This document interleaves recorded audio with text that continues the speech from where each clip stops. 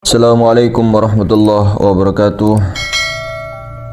Asyhadu an la ilaha illallah wa asyhadu anna Muhammadar Rasulullah. Hari ini kita akan membahas dan menjawab pertanyaan daripada saudara kita tentang perihal kiamat.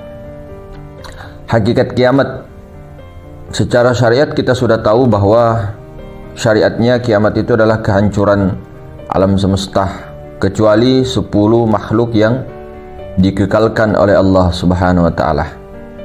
Itu secara syariat.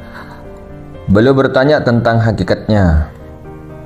Jadi hakikatnya daripada kiamat itu berbeda-beda setiap ulama. Kiamat kecil secara syariat kita tahu yaitu semacam gempa-gempa, banjir, tsunami, angin topang beliung, angin tornado, longsor dan sebagainya. Itu kiamat kecil. Kiamat besar adalah hancurnya daripada alam semesta itu sendiri secara syariat. Nah, secara hakikat di sini terbagi berbeda-beda pendapat. Namun kita kerucutkan, kita himpunkan di sini bahwa kiamat itu adalah hari kebangkitan. Jadi yaumul kiamah, hari kebangkitan. Secara hakikat kiamat itu bangkit, berdiri. Jadi apa arti hakikatnya kiamat? Ketika seseorang itu berdiri, ya, berdiri dengan dirinya, dengan tubuhnya, dengan ruhaninya, maka itu belum bisa disebut kiamat. Karena memang sejatinya manusia secara syariatnya mereka berdiri dengan tubuhnya, dengan rohaninya. Itu belum bisa disebut kiamat secara hakikat. Lantas apa yang disebut kiamat secara hakikat? Itulah orang-orang yang mampu berdirikan nurani dengan robbaninya. Orang yang berdirikan nuraninya itulah kiamat kecil. Orang yang berdirikan nuraninya itulah orang-orang yang telah menghancurkan daripada jasmani dengan rohaninya. Dia telah hancur jasmani dengan rohaninya, kiamat kecil. Ini secara hakikat yang memang menurut pendapat kita. Nah, kalau menurut pendapat di lain beda-beda. Nah, itu orang yang mampu berdirikan atas nuraninya itulah kiamat kecil. Berdiri dengan nurani. Kiamat kubro adalah berdiri dengan rabbani. Dia berdirikan Rabbani, bukan lagi berdirikan tubuh. Dia tidak berdirikan ruhani. Dia berdirikan nurani. Apa maksud berdirikan nurani? Berdirikan nurani itu orang-orang yang telah bertubuh Muhammad Rasulullah. Itu orang-orang yang bertubuhkan Muhammad Rasulullah. Itulah orang-orang yang berdirikan nurani. Karena telah hancur daripada jasad dengan rohaninya, sehingga dia berdirikan, ya, bangkit dengan nurani, bangkit dengan nur Muhammad. Ini kiamat kecil. Orang yang telah fana dari dirinya, jasmani rohaninya, sehingga dia bangkit, ya, bangkit daripada jasmani rohaninya, berdiri akan nurani, berdiri dengan nur Muhammad. Jasmani rohaninya tidak dikenang-kenang lagi. Hanya berdirikan nur Muhammad, berdiri dengan tubuh yang selamat, tubuh Muhammad Rasulullah. Nah, orang-orang yang telah kiamat kubro adalah yang mampu bangkit berdirikan dengan Rabbani, bertubuh Rabbani. Inilah yang dimaksud berdiri dengan zat Allah. Segala sesuatu akan musnah, segala sesuatu itu musnah kecuali zat Allah. Orang ini bertubuh Rabbani. Maksud bertubuh Rabbani itu adalah orang-orang yang berdirikan zat, berdirikan Allah. Kenapa? Af'al itu berdiri atas asma dengan sifat, sifat berdiri akan zatnya. Jadi tidak ada segala sesuatu, tidak ada sesuatu itu yang berdiri dengan sendirinya, tidak ada. Semua takluk, semua berdiri dengan zat Allah. Af'al, asma, sifat itu takluk dengan zat Allah. Af'al, asma, sifat itu berdiri dengan zat Allah. Tidak bisa berdiri dengan sendirinya. Semua berdiri dengan zat Allah. Maka orang-orang yang sudah tahu hakikat itu, maka berdirikanlah zat Allah. Berdiri dengan zat Allah. Jangan berdiri dengan tubuhmu, dengan rohanimu, tapi berdiri dengan zat Allah. Itulah maksud kiamat kubro. Hancurnya segala-galanya. Hancur semua zat kecuali zat Allah. Hancur segala sesuatu, hanya zat Allah. Zat wajibal wujud. Nah, yang mengisi daripada zat wajibal wujud itu hanya dirinya sendiri, hanya tajallinya sendiri, itu Nur Muhammad. Itulah hamba sebenar-benarnya, mazhar kenyataan Tuhan. Bukan zat wajibal wujud menjadi Nur Muhammad. Jangan disalahpahami begitu. Nah, Nur Muhammad ini berdiri akan Allah Subhanahu wa Ta'ala. Maka untuk pertama kali jasmani rohani kita bagaimana ini dihancurkan sehancur-hancurnya. Bagaimana caranya menghancurkan jasmani rohani? Masa kita mau hilang-hilangkan? Bukan dihilangkan. Rasa keadaman itulah jasmani rohani. Pikiran perasaan itu dilenyapkan, dileburkan. Semua mengarah kepada praktek sebenarnya. Semua mengarah kepada praktek. Hancurkan daripada jasmani rohani itu dengan pikiran perasaan itu dileburkan ke rasa sejati. Pikiran perasaan dileburkan ke rahasia, ke sir. Ketika pikiran perasaan dileburkan ke sir, otomatis pikiran perasaan itu sudah lenyap, sudah fana, yang ada hanya sir. Nah, macam itu. Ketika pikiran perasaan jasmani rohani melebur kepada sir, pikiran perasaan yang merasakan sir tadi tidak ada lagi engkau di situ. Tidak ada lagi pikiran perasaan di situ, yang ada hanya sir. Nah, inilah namanya tubadil, terganti. Ketika pikiran perasaan merasakan, ya, fokusnya perasaannya ada kepada sir, pikiran perasaan itu otomatis lebur, yang ada hanya sir. Maka yang ada di situ adalah Muhammad Rasulullah. Itulah maksudnya terganti Nur Muhammad Rasulullah.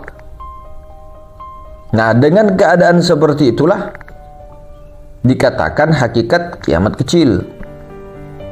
Nah, kemudian sir itu tenggelam dalam lautan zat Allah Subhanahu wa Ta'ala. Nah, rasa sejati tadi tenggelam, atau sir tadi atau nurani tadi tenggelam di dalam zat Allah Subhanahu wa Ta'ala.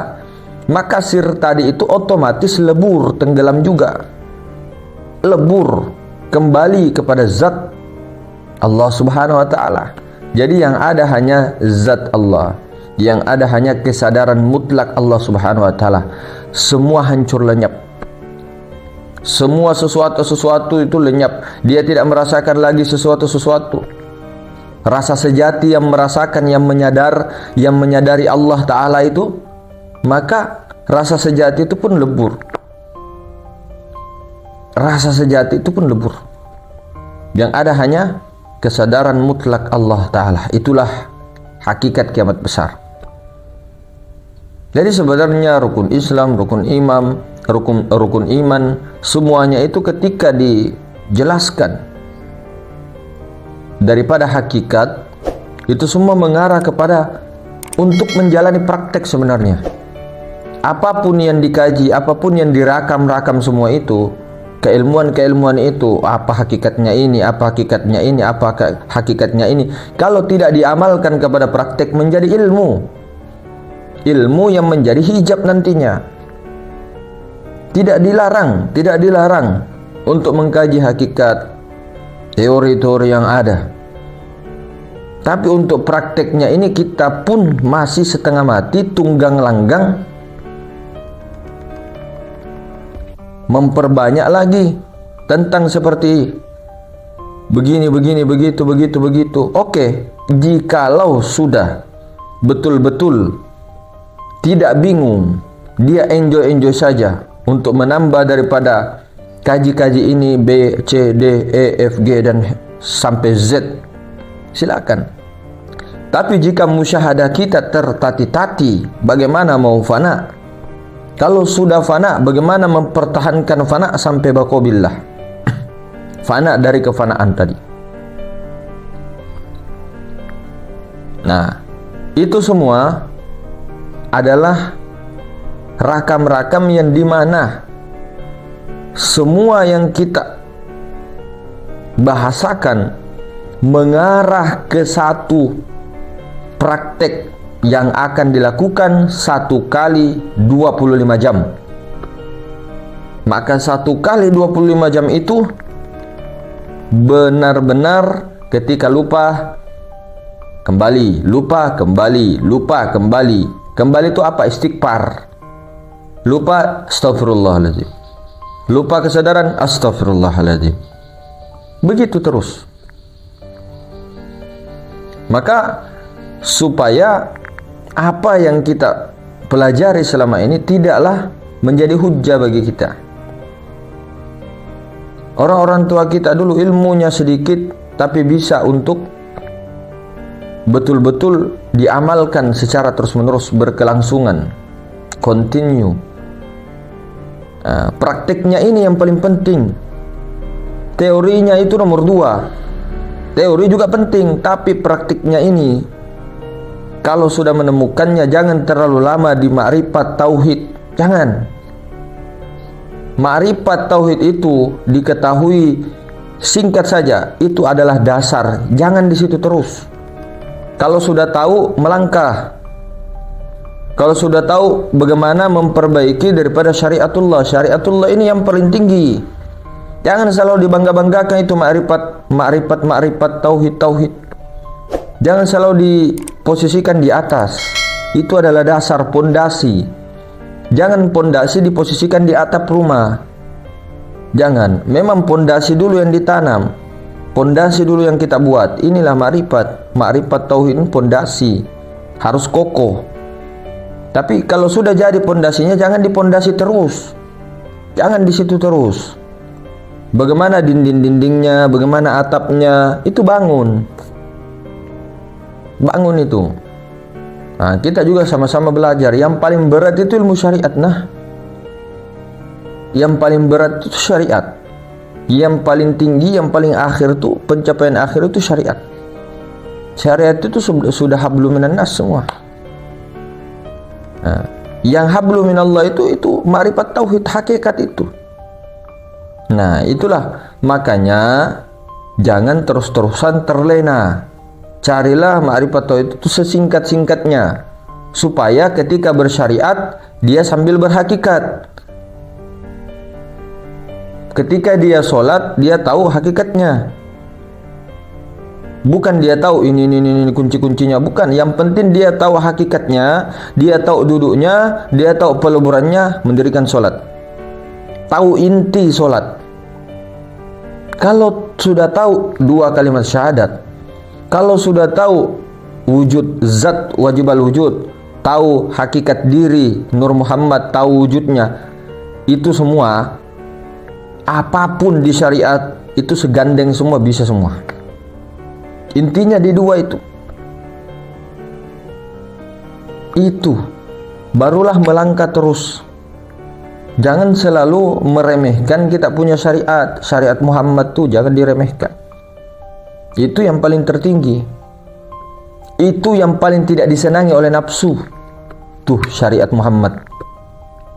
Syariatul Muhammadiyah itu paling tidak disenangi nafsu itu.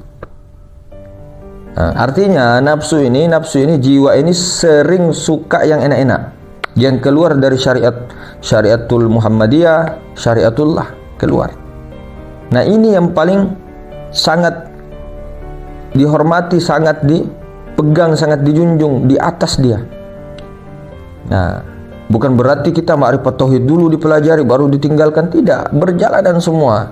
Cuma jangan terlalu stuck di sini. Ini hanya dasar-dasar ya, yang dimana ini untuk umur 14 tahun sebelum dia disunat. Jadi malu sebenarnya kalau terlalu lama.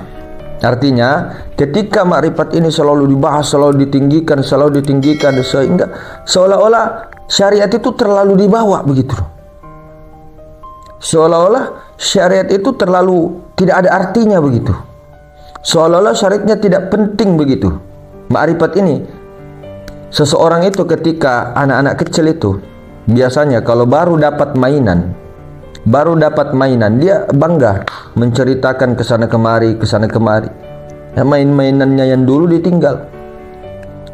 Nah, sama dengan seperti ini, mabuk makrifat tapi melupakan daripada syariat. Artinya begini, ketika mabuk makrifat, mabuk ilmu tauhid, kajian-kajian seperti ini, kajian dasar seperti ini yang baru kita dengar, padahal ini harusnya adalah di dasar sebelum balik dipelajari, baru kita dengar,